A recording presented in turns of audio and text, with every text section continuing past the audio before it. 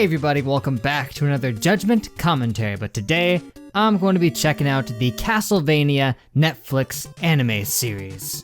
Now, this video was commissioned over on Patreon by our old friend Baal Phaoton, known previously for commissioning other great series such as Golden Kamui and Great Pretender, but since I just finished Great Pretender, the next thing that they wanted me to check out was the Castlevania anime series on Netflix. 2 things on Netflix in a row from them. Funny. Now, first off, right out of the gate, let me just say, this is not technically anime. Not really, because even though it does have an anime style and is very clearly inspired by anime, it was produced in the West with a Western demographic in mind by a Western animation company.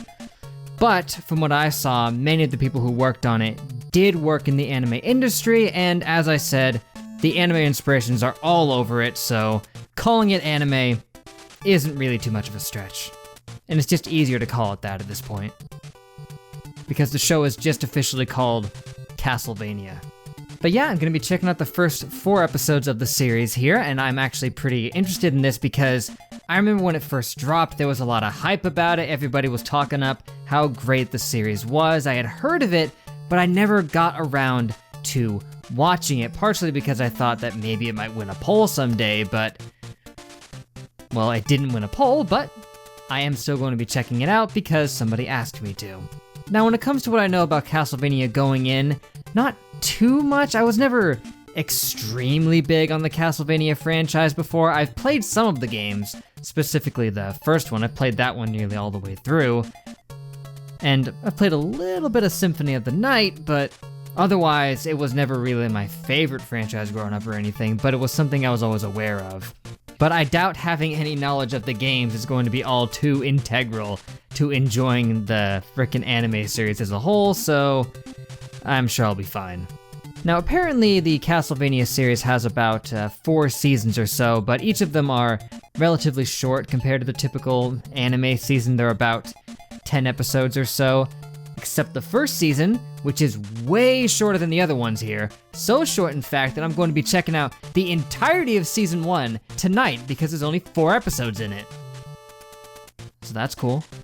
But really, there's not much else I can say here beyond what I already have because I don't know much about it going in here because I was trying to avoid too much information on it so that I wasn't spoiled. So thank you, Baal Phaoton, for suggesting that I check this one out because I have been super intrigued about it, you know, because I've heard nothing but good things. So, without wasting any more of your time, we can just get started here.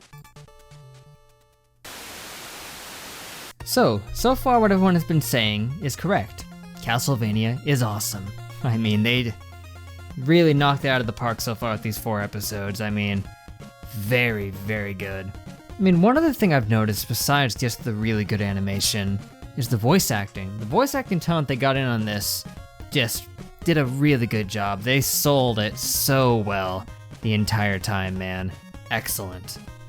Which is to be fair, you know, original English voice acting work typically doesn't have the same stigma attached to it that, you know, dubs often have. Where more often than not, most people consider English dubs of things to be not very good, but this was not limited by it being a dub because it was produced in English right out of the gate. I didn't know what to expect story-wise necessarily going in, but I like the direction that it went, you know? Starting off setting up Dracula as a tragic villain, you know? I mean, he's still Vlad the Impaler, he's still skewered a bunch of people on sticks a long time ago, but after meeting Lisa, he seemed to at least open up a bit more to humanity, you know? She tried to convince him to just roam the earth as a human and just see the world.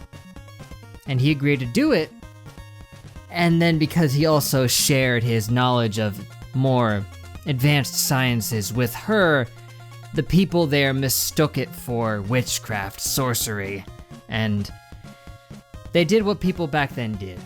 So then, of course, Dracula lost the one person he ever loved, the one human he ever cared about, who could have shown him the good in humanity, And naturally, he's gonna be pretty pissed.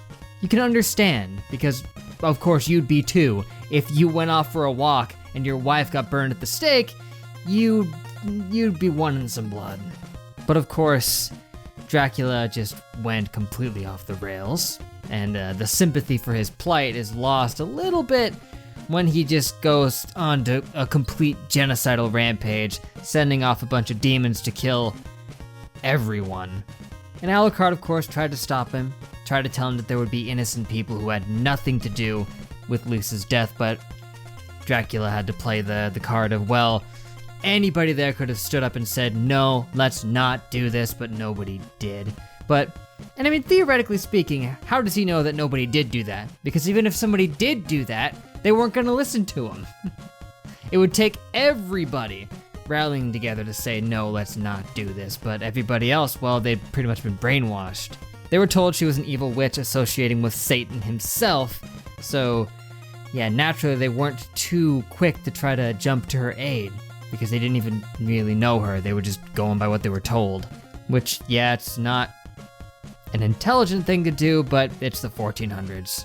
And I have to point out again that it was pretty much definitely an intentional parallel that they drew, that Trevor also made the exact same point that Dracula did about how innocent people are going to get hurt, but they're not really innocent because any of them could have stood up and said, no, this is wrong. They both said that exact same thing, only about different stuff. In Trevor's case, it was that nobody stepped up to defend the Belmonts when they were being cast aside and exiled.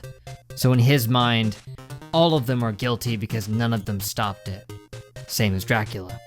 But honestly, Castlevania has been living up to the hype so well. I mean, it's just been crazy how well they've executed a lot of this. There's even been a good amount of humor to it that most of the time didn't really feel out of place. It felt pretty organic and flowing, mostly coming from Trevor, and it makes sense. And I think it helps strike a good balance. And speaking of balance, there is some intense gore that was showcased a couple times, but what I liked about it was that it didn't overstay its welcome. They didn't linger on it for too long. It just served to help the narrative, to show just how brutal and horrible these demonic beings are, and just how terrifying it would be to have to live through this. That you're just, lying in bed with your significant other, you wake up and they're just eviscerated.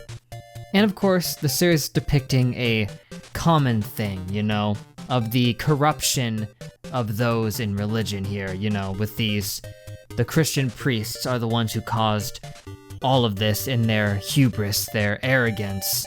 They egged on Dracula, believing that his threat was hollow or an illusion.